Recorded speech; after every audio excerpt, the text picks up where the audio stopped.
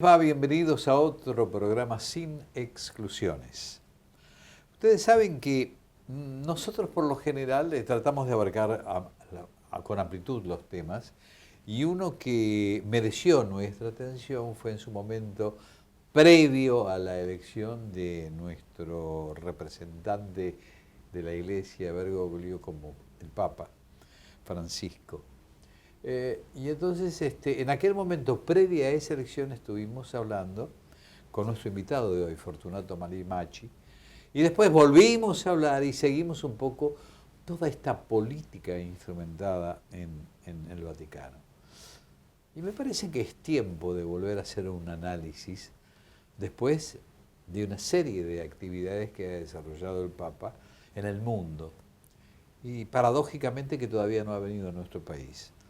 Entonces lo llamé a Fortunato y dije, Fortunato, ¿no te gustaría venir a charlar un poquitito? Está conmigo. Así que, gracias por estar. Te agradezco otra vez la invitación. No, por favor. No, al contrario, vale la pena reflexionar estos temas.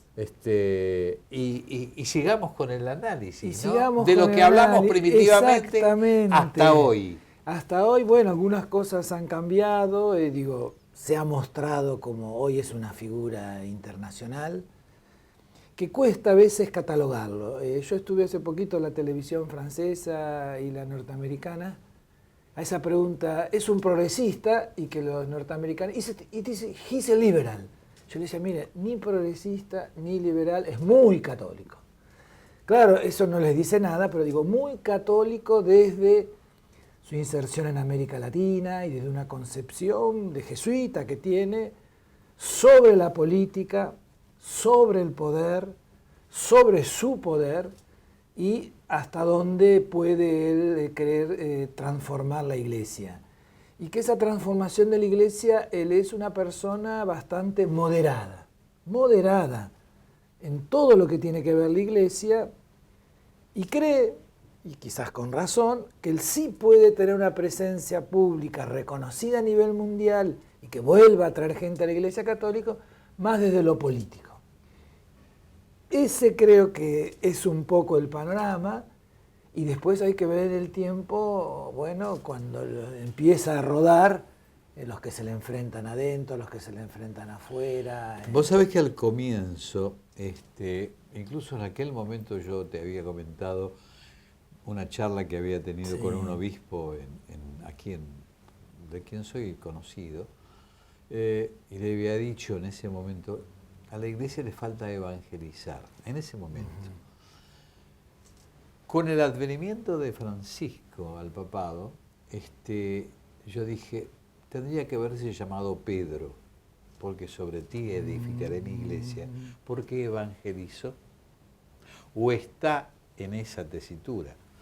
Es mi impresión. Sí. De todos modos, es válido un poco el análisis de su personalidad, por su formación, fundamentalmente. Exactamente. Y para el caso de los papas, es interesante hacerlo, ¿no? Y cuánto traen de su trayectoria, de su cultura, de su sociabilidad, y cuánto después tienen un mandato, una misión por el momento histórico que se vive. En esto, la verdad que te lo había dicho la segunda vez, una renuncia en una institución que desde Pedro no conocía esa manera de decir, yo me voy, pero a su vez me quedo, porque sigue viviendo ahí, sigue teniendo reuniones, que ahora se llama Papa Emérito, con toda una discusión teológica. Uy, si vos leyeras ni te imaginás, porque si puede haber dos papas, un emérito, otra en actividad, no importa. Quiere decir que él llegaba en una situación que el anterior papa, ¿te acordás? Había dicho, esto es lleno de víboras, de cuervos, bueno, pedofilia, dinero, que no se sabía para dónde iba. Creo que él a esa situación trata de resolverla, lo está haciendo, es bastante inflexible en su manera, pero a su vez tiene después, bueno, los catolicismos que siguen presentes, que no tan fácil de un día para hoy pueden cambiar. No obstante, se han generado conflictos dentro de la Iglesia, y graves conflictos. Yo te diría, graves conflictos están. Ahora, igual ahí te diría, entre los conflictos que son mediáticos, y ahí hay que ver entonces cómo juegan los grandes medios a nivel mundial, cómo juegan, digo, que te publican, que no te publican. Correcto. Eso, y después, si vos entrás un poco más a los distintos grupos que hay al interior de la Iglesia Católica, ahí hay una ebullición bastante grande. Suponte, hay una carta de 1 millón de católicos, vamos a decir, que no quieren cambiar nada de la doctrina con respecto al divorcio, o que los que se divorcian no vuelvan a estar en la iglesia, o dicen, esto es, para los que quieren ser católicos, no hay divorcio, no hay relaciones sexuales prematrimoniales, una sola mujer, una sola vida, y los demás que se queden afuera. Y hay otros, en el cual Francisco es un poco más, es decir, no, queremos una iglesia que entre en todos los grupos. Bien, pero cuando dice que entre en todos los grupos, ahí empieza. Los que algún momento se sienten contentos ven que llegan los otros. Hoy en estos días, por ejemplo, los legionarios de Cristo, acusados, su gran superior, de ser pedófilo, de llevarse dinero, de vivir con varias mujeres, acusaciones muy fuertes en México y en América Latina, que habían sido casi dejados fuera de la iglesia, ayer en estos días, los volvió a traer. Es una política amplia. Por otro lado, hay sacerdotes tipo Teología de Liberación que también se sienten ahora con más posibilidad de estar adentro.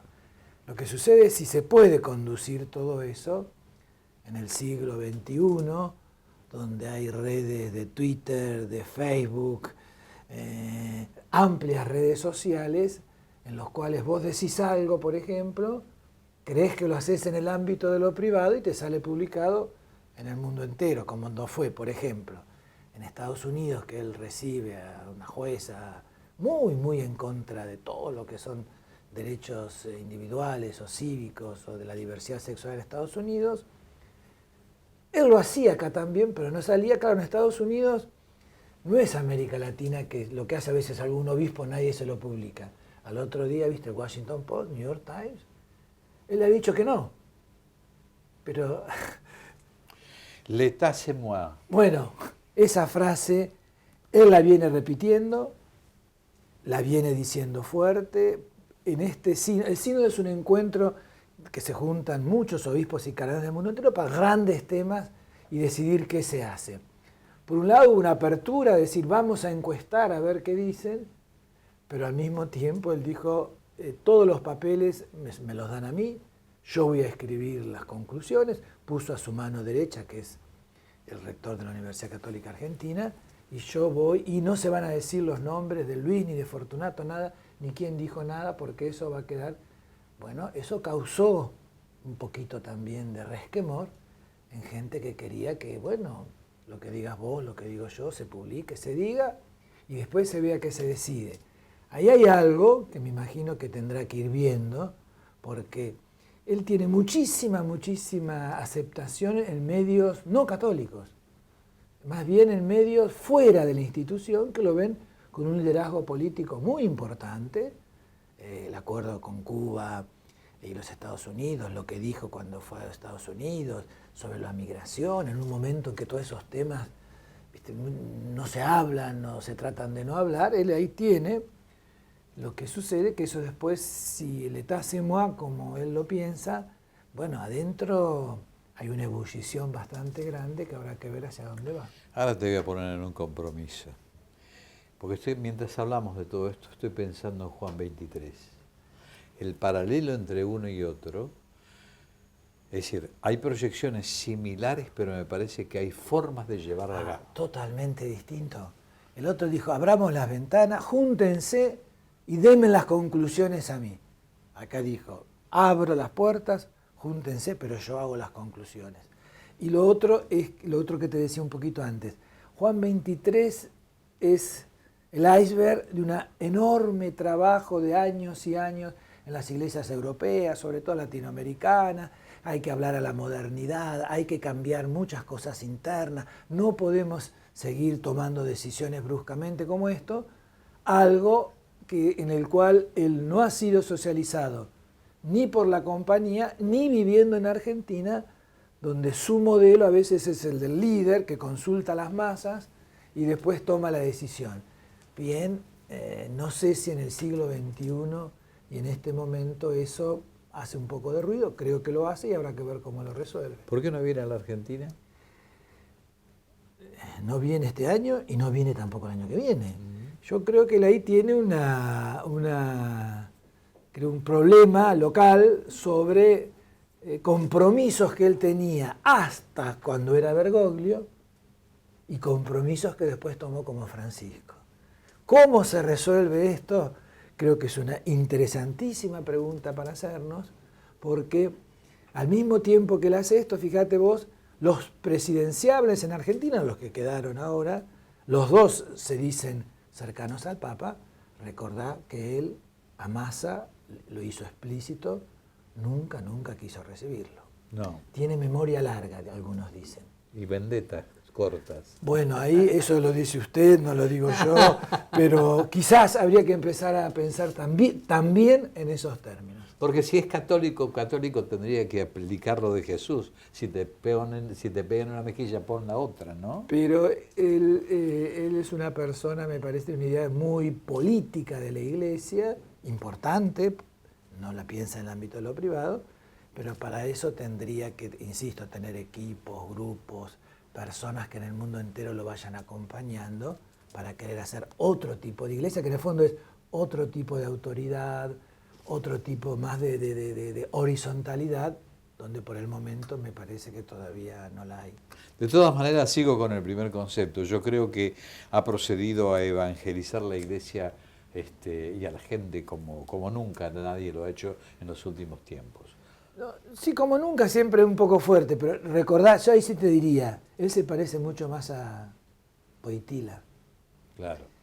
Vos dirás, él desde una postura pero doctrinal, son muy parecidos.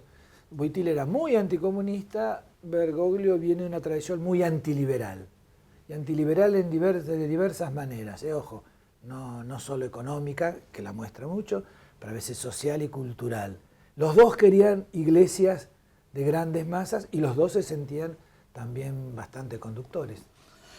Gracias por venir, mi estimado Fortunato. No, gracias a vos y gracias por la invitación. Pero por favor, para mí siempre es interesante. No, gracias. Gracias. Ya volvemos.